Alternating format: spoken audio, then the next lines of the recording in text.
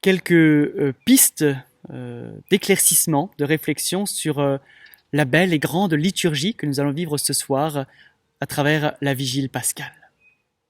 À quoi servirait-il de naître sans le bonheur d'être sauvé ? C'est bien l'accomplissement du projet d'amour de Dieu pour nous qui se réalise cette nuit de Pâques dans cette vigile que nous nous apprêtons à célébrer. En fait, depuis jeudi soir, c'est une seule et même liturgie à laquelle nous prenons part. Nous avons déjà eu l'occasion de le souligner.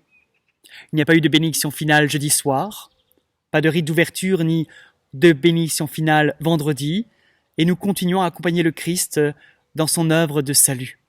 Le tridium fait un tout. Sans la résurrection et donc sans la vigile pascale, ce qui précède n'a pas de sens et reste un scandale monstrueux.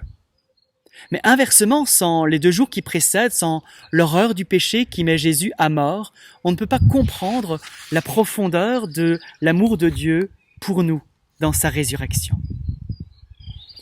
La vigile pascale comporte 4 grandes parties que je me propose de développer brièvement avec vous dans cette vidéo.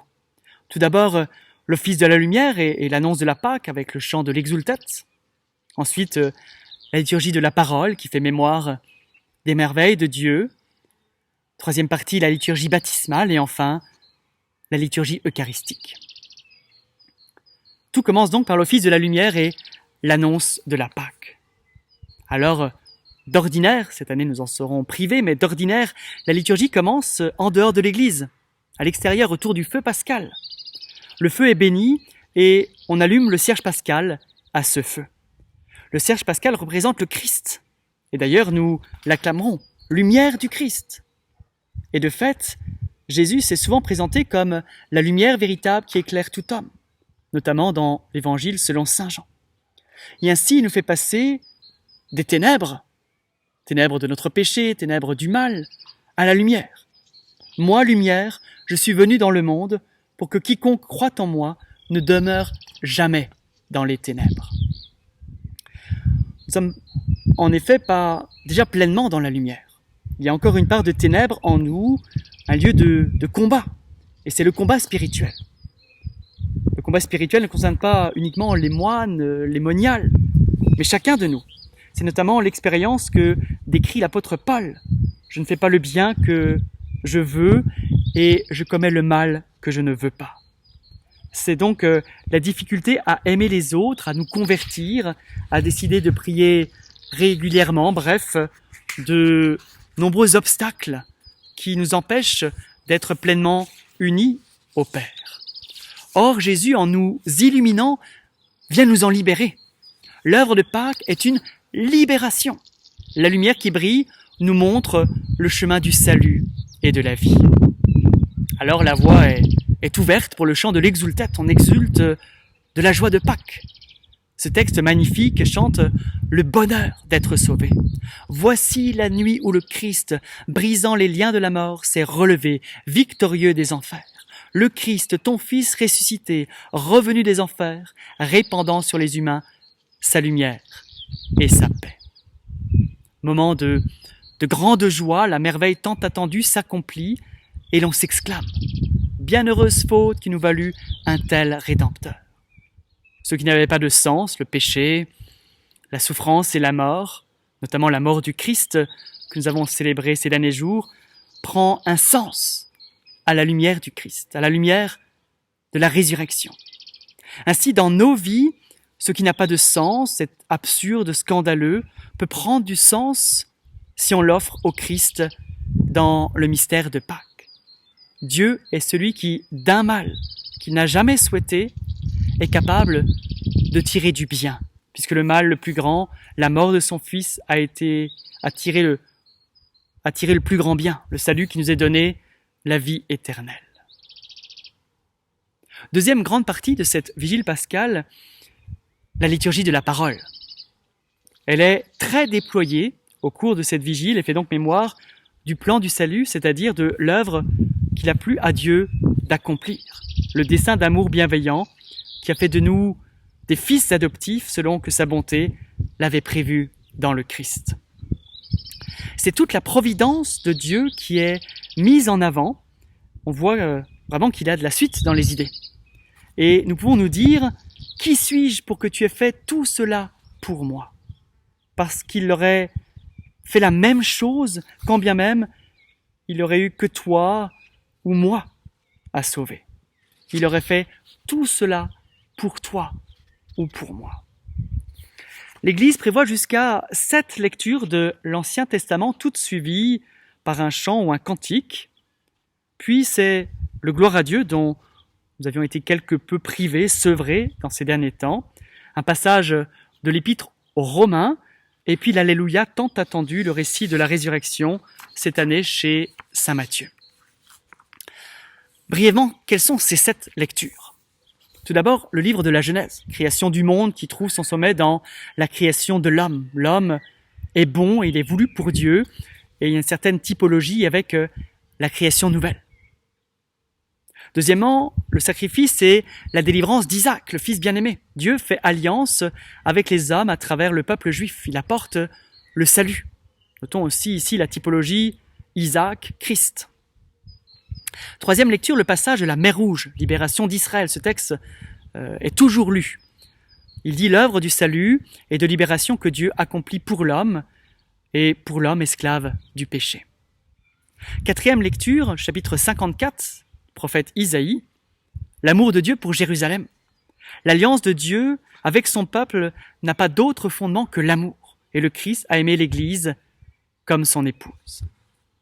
Cinquième lecture, c'est cette fois-ci le chapitre 55 du prophète Isaïe. Le mystère de l'eau et de la parole. Dieu donne de l'eau et donne sa parole à son peuple. Le Père donne l'eau vive de l'Esprit et a envoyé son Verbe sur la terre. Sixième lecture du prophète Baruch. Dieu offre aux hommes la vraie sagesse.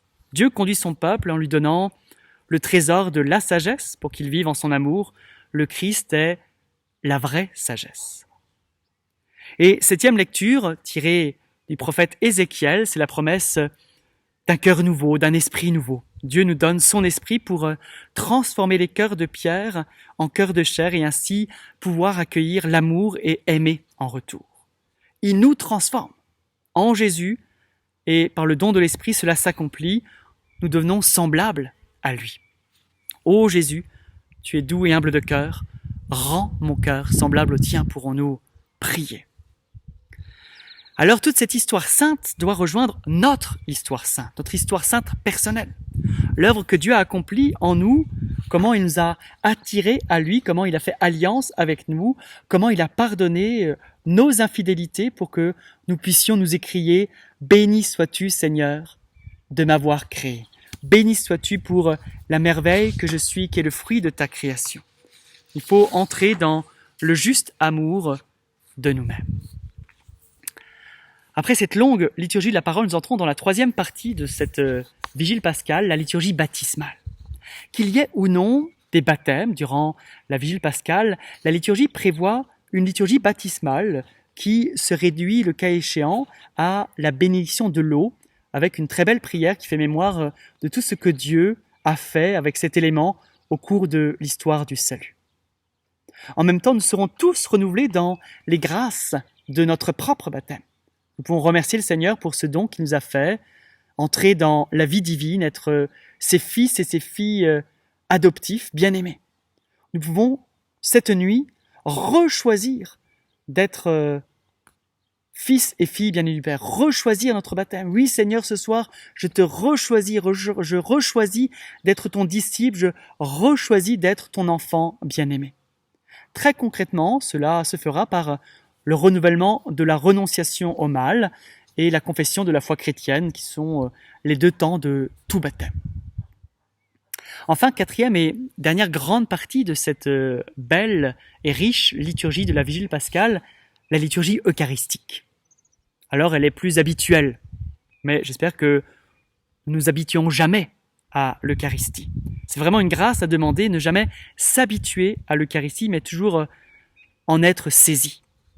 Dans ce sacrifice eucharistique, tout ce que nous avons vécu depuis jeudi soir sera comme rassemblé et présenté par le Christ qui ne cesse de se donner au Père pour nous et qui nous entraîne, nous qui avons été renouvelés dans notre baptême et donc dans notre consécration, car le baptême est déjà une consécration, une mise à part pour le Christ dans cette même offrande. La résurrection du Christ est tout particulièrement signifiée lorsqu'il revient demeurer en nous et sur la terre, lorsqu'il vient habiter le tabernacle, nous entraînant ainsi dans la louange et l'adoration pour une joie éternelle, pour la vie en abondance, en plénitude, en surabondance. Voici une parole sûre, si nous sommes morts avec lui, nous vivrons.